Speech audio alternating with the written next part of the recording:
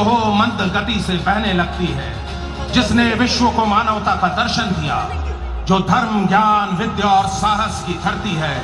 मैं वही भूमि हूँ। वेदों पुराणों ने मेरी गाथा गाई है। मैं ही विदेह हूँ, मैं ही वज्जी हूँ, मैं ही मिथिला, मगध और अंग हूँ, मैं गौरवशाली बिहार हूँ। यह धरती जनक नंदिनी सीता की है। यह अशोक महान, चाणक्य और ग्रीक लड़ाकों से लड़ाइयां लड़ी और उन्हें धरती की सीमा से बाहर खदेड़ दिया। मेरी इस धरती पर ज्ञान की खोज में बेचैन भटकते बुद्ध के जब चरण पड़े, तब ज्ञान की किरण फूटी। महात्मा बुद्ध को महाबोधि प्राप्त हुआ।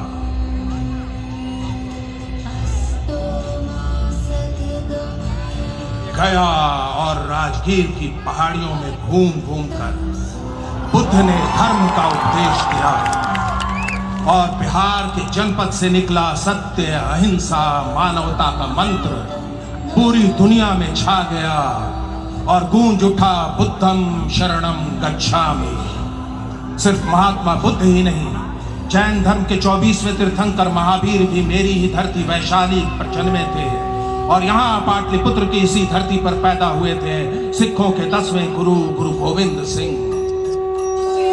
15 अप्रैल 1917 को चंपारण की मेरी धरती पर मोहनदास करमचंद गांधी के कदम पड़े।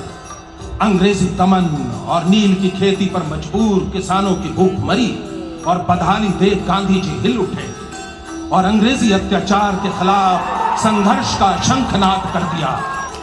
संघर्ष का हथियार था सत्य और अहिंसा। चंपारण की धरती पर किया गया सत्य अहिंसा का पहला प्रयोग। यह धरती संग्राम और संघर्ष की प्रतीक बन गई। चंपारण की धरती ने मोहनदास को महात्मा बनाया और संघर्ष के रास्ते पर चल बिहार अपने पुरखों की परंपरा और गांधी जी के बताए मार्ग पर चलते हुए बिहार की वर्तमान सरकार न्याय के साथ विकास और साथ निश्चय की बनाई अपनी रूपरेखा के अनुसार बिहार की तरक्की और प्रतिष्ठा को स्थापित करने के कार्य में लगी है। बिहार के सभी जिलों में सड़कों और पुलों का जाल बिछाकर सड़कों के आवागमन को सुरक्षित और सुगम किया जा रहा है। सुदूर के क्षेत्र राजधानी से 5 घंटे में जुड़ गए हैं। ये लक्ष्य भी निर्धारित हुआ है। पुलों और फ्लाईओवरों के निर्माण से कटे क्षेत्रों को ही बल्कि उपभोक्ता को मिलने वाली सुविधाओं में भी बढ़ोतरी हुई है और हरियाली की अपनी दूरदर्शी योजना का संचालन कर टिकाऊ भविष्य की दिशा में प्रतिबद्ध कदम बढ़ाया है। इस योजना के तहत जल के संरक्षण, संचयन, जल की उपलब्धता, जल स्रोतों को पुनर्जीवित करने, उन्हें आपस में जोड़ने का कार्य किया जा रहा है। सिंचाई के वैकल्पिक और वैज्ञानिक तरीकों के साथ साथ वृक्षारोपण को भी बढ़ावा देकर आने वाले भविष्य की बेहतरी जरी के जनक सुश्रुत की धरती है। उन्हीं के बताए मार्ग पर चलते हुए बिहार की वर्तमान सरकार ने अपने लोगों के जीवन को निरोग और स्वस्थ बनाने के लिए आधुनिक चिकित्सा के लिए बाहर न जाना पड़े, इसका प्रयास भी किया जा रहा है। आधुनिक चिकित्सा प्रणाली स्थापित कर स्वास्थ्य सेवाओं की बुनियादी जरूरत को पूरा किया जा रहा है।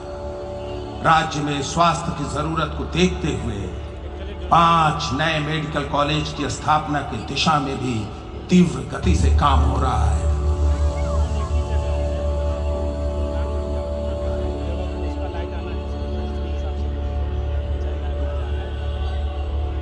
गांधी जी का अभियान बन गया है।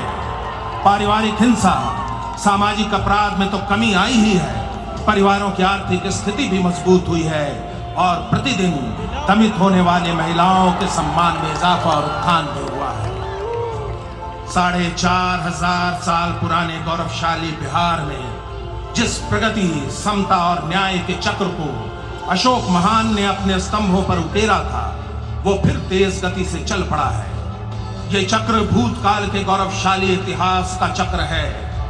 ये चक्र है वर्तमान सरकार द्वारा निरंतर किए जा रहे कार्य और लोगों के जीवन के हर पहलू को बेहतर करने के उनके अथक प्रयास का हम तो बस एक झलक मात्र दिखला पा रहे हैं। ये चक्र वर्तमान सरकार में की गई प्रगति, न्याय। जय बिहार।